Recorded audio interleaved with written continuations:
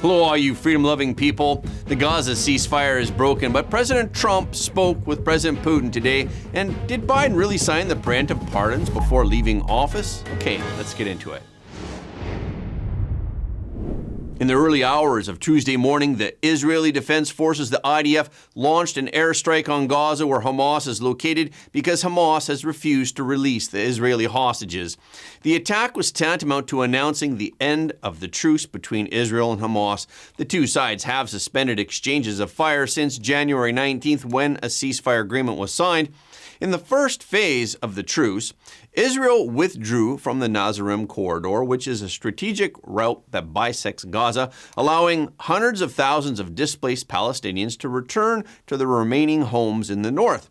Last week, the Trump administration tried to extend the ceasefire and made a proposal to the parties, but talks in Doha ended without a breakthrough.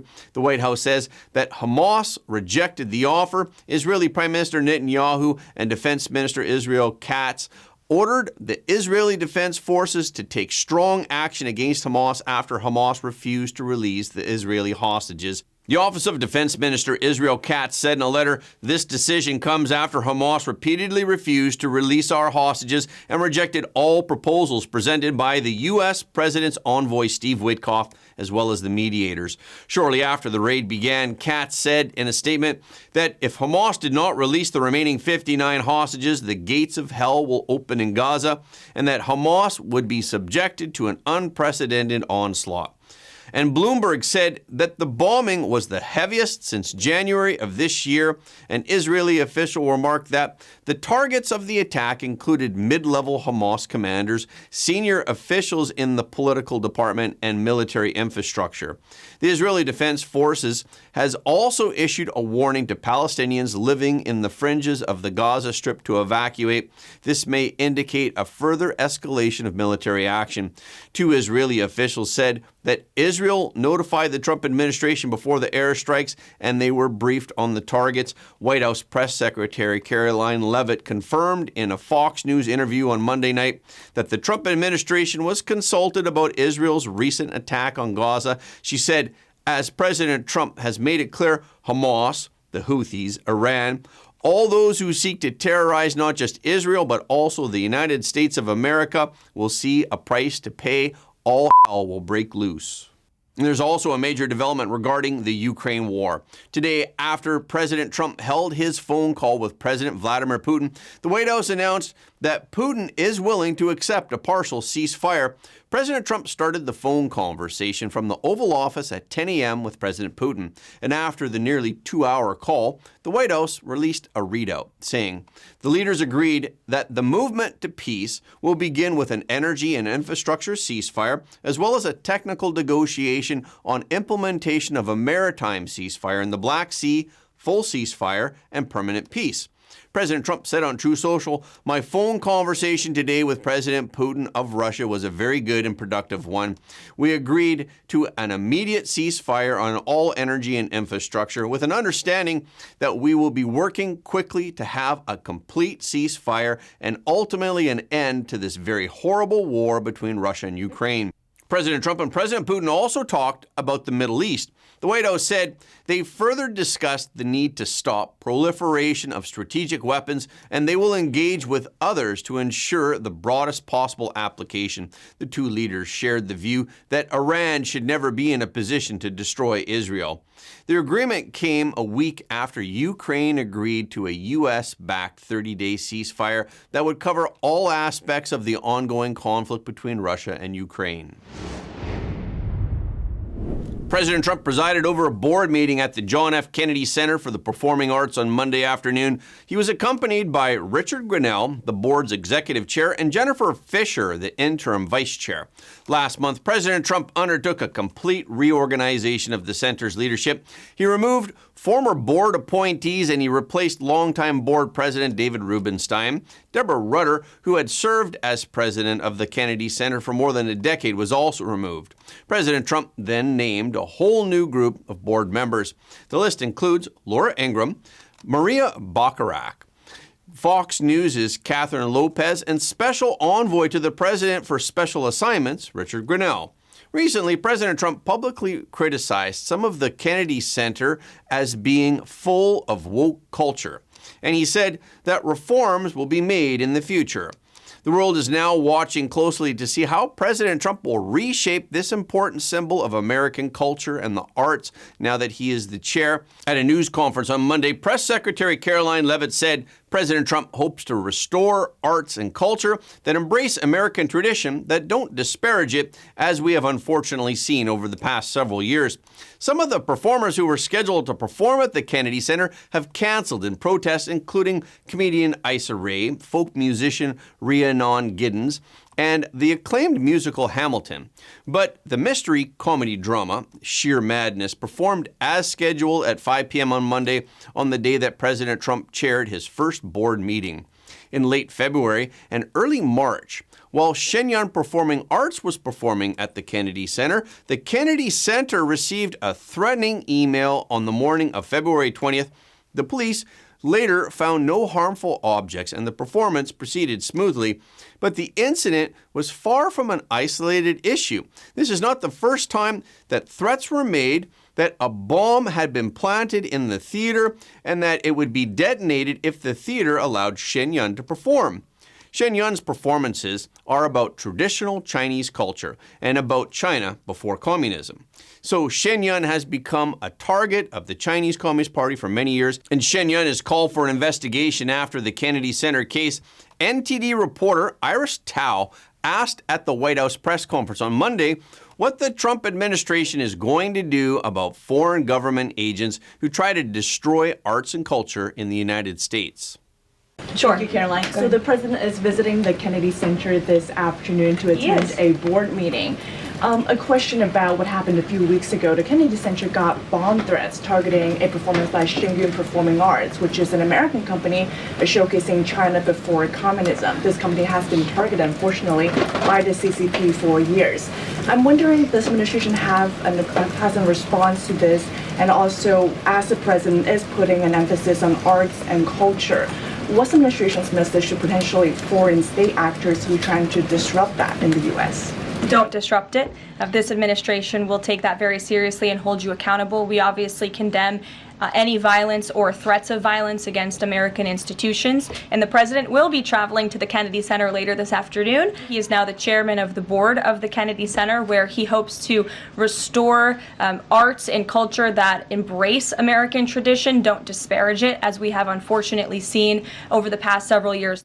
Roger Stone, President Trump's longtime political advisor and friend, recently published an opinion piece on his personal website stating that the power of the Shenyang show outweighs President Trump's tariff policy in dismantling the Chinese Communist regime. He wrote, although President Trump's tariffs and tough trade policy regarding China are working wonders to derail the CCP's rise as the top world power, the only way that the ruthless communist regime in the Far East will be truly defeated is by changing the hearts and minds of the people. And no entity is more successful on that front than Shenyang. Roger Stone then explained rationally how he came to this conclusion.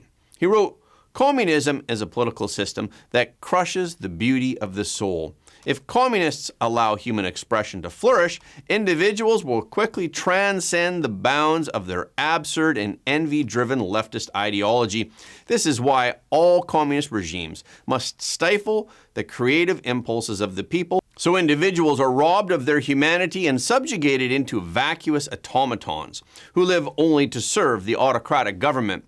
But Shenyang shows what China used to be before the CCP gained its stranglehold over public and private life. China had a beautiful culture, where a proud people venerated their traditions, their native religions, and their people ahead of the state, as it should be. This is what the Chinese Communist Party is afraid of. He also wrote the CCP understands the wonderful subversive effect of Shenyang and recognizes them as a major threat to their power. This is why they have initiated a worldwide crackdown on Shenyang and the religious movement that inspires them. Newsmax columnist Diana London also wrote that this is a critical time for the United States and for President Trump in particular to lead a concerted global effort to address these threats. She stated, As a former Capitol Hill advisor specializing in international risk, she recognizes the patterns of state-led influences which may be at play here. She said, President Trump is uniquely positioned to champion the cause of such persecuted groups and individuals by publicly supporting entities like Shenyang and condemning the orchestrated attacks against them. He can affirm the U.S.'s dedication to protecting cultural expression and human rights globally. Now is the time for decisive action. With his leadership, President Trump can catalyze a global response to the CCP, promoting a world where democratic values thrive over authoritarian control. Do you remember that on the day he left office, President Biden, in anticipation of retaliation from the Trump administration, issued preemptive pardons to former chairman of the Joint Chiefs of Staff, General Mark Milley, to Dr. Anthony Fauci, as well as to members of the J6 committee, among others. Recently, however, it has been shown that these documents were signed by an auto pen. President Trump announced that these pardons are void, vacant, and are of no further force or effect. So to follow up on the Biden auto pen, are those executive orders, those pardons from the former president now null and void? Well, I think so. It's not my decision. That'll be up to a court. But I would say that they're null and void because I'm sure Biden didn't have any idea that it was taking place. And somebody was using an auto pen to sign off and to give pardons to, as an example, it's just one example, but the J6 Unselect Committee. They gave, think of it, they gave pardons with an auto pen. I don't think Biden knew anything about it. President Trump also asserted that the J6 committee deleted and destroyed all of the information that it took over a year to get. And the reason that they did that is because the information was very incriminating about them. So an auto pen is a device used to make automated signatures. But can the president use an auto pen to sign legal documents? A number of presidents have used automatic pens for a long time. President Harry S. Truman is credited with being one of the first presidents to regularly use the modern automatic pen. President George W. Bush commissioned the Department of Justice to investigate whether the use of the auto pen was constitutional. Citing a Justice Department document, USA Today noted that a president need not personally perform the physical act of affixing his signature to a bill he approves and decides to sign in order for the bill to become law. The Justice Department said in 2005, the president may sign a bill within the meaning of Article 1, Section 7 by directing a subordinate to affix the president's signature to such a bill, for example, by auto pen. Despite this conclusion, Bush himself never signed legislation with an auto pen. President Barack Obama, on the other hand, had used the auto pen on numerous occasions, including signing bills while overseas or on vacation in Hawaii. President Trump admitted to signing documents with auto pen himself. That's what he said. You have criticized President Biden for using auto pen in the last few days. Have you yourself ever used auto pen, sir? Yeah, only for very unimportant papers. And I don't call them unimportant. If you do letters where people write in and, they'd love to have a response, and we'll write responses, and I'll sign them whenever I can. But when I can't, I, would use an auto pen. But to use them for what they've used them for is terrible. But what President Trump questioned is that President Biden may not have even known that these preemptive pardons existed. So can he veto them? Kimberly Wheel, a University of Baltimore law professor, told Axios that President Trump could lose a legal challenge to Biden's pardons, but the Supreme Court may treat the former president's preemptive pardons differently than traditional clemency. CNN did a poll not too long ago on where Democrat support stands right now. The poll showed that the overall favorability of the Democratic Party is down to just 29%, which is a 20-point drop from January of 2021 when President Trump left office for the first time. It's also the lowest rating that a CNN poll has received for Democrats since 1992. Meanwhile, Republican favorability stands at 36%, and over 60% think that the country is going in the right direction. The trend stems in part from rising discontent within the Democratic Party. Positive views of the Democrats from Democrats or independent voters who lean toward the party have fallen 18 points from 2021. By contrast, nearly 80% of the Republican supporters have a positive opinion of their party. On the other hand, there is also disagreement within the Democratic Party on the issue of lying. More than half, 52% of Democratic supporters believe that the party's current leadership is leading the party in the wrong direction, while 48% believe that it's headed in the right direction. This figure is quite difficult for the Democratic Party leadership because voter opinion is about 50-50. The data also shows a worsening of bipartisanship. 57% of Democrats believe that the party should focus on blocking Republican policies rather than trying to work with the GOP majority in order to get some Democratic ideas into legislation. But in reality, stiff resistance could lead to even worse results. For example, the vote on the temporary spending bill last week, Minority Leader Chuck Schumer's original plan was to lead the Democrats to vote against it. But then, if the government shuts down, each government department will have to hand over a list informing the president which sectors are necessary and which sectors are non-essential. In the past, government employees were not worried about government closures. When the government was closed, the employees of essential departments worked as usual, while the employees of non-essential departments took administrative leave. During the period when the government is closed, employees who do not go to work would not get paid, of course. However, once the government returns to normalcy, these wages will be paid. Therefore, on the whole, there's no loss to government employees. But the situation was different this time. In the context of the current Trump administration's efforts to downsize government agencies, non-essential departments are at risk of being completely eliminated. Those employees who are on leave may have left their jobs for good. And the vast majority of government employees in Washington, D.C. are Democrats.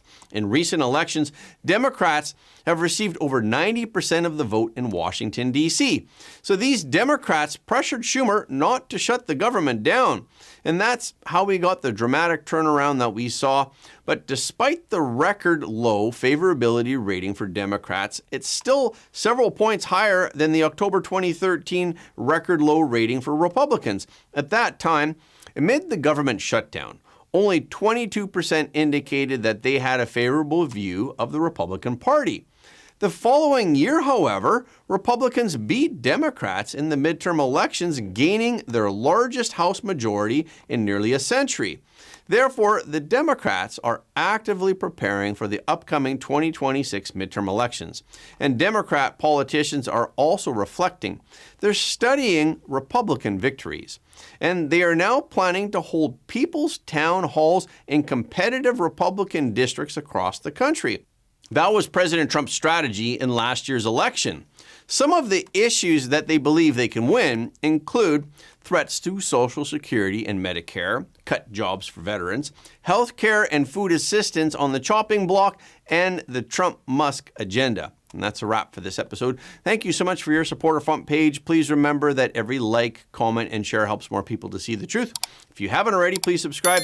And if you have already subscribed, we thank you. But please double check to make sure that you're still subscribed, because some of our audience have reported that they're somehow unsubscribed without their knowledge. We've also heard that many of you don't get notifications of our videos anymore on YouTube. So when you do subscribe on YouTube, please make sure to tap the notification bell as well. Okay, this is our show for today. Thank you so much for tuning in. If you like what you heard today, please don't forget to like this video and share it with your friends and family, because everybody deserves to know the truth.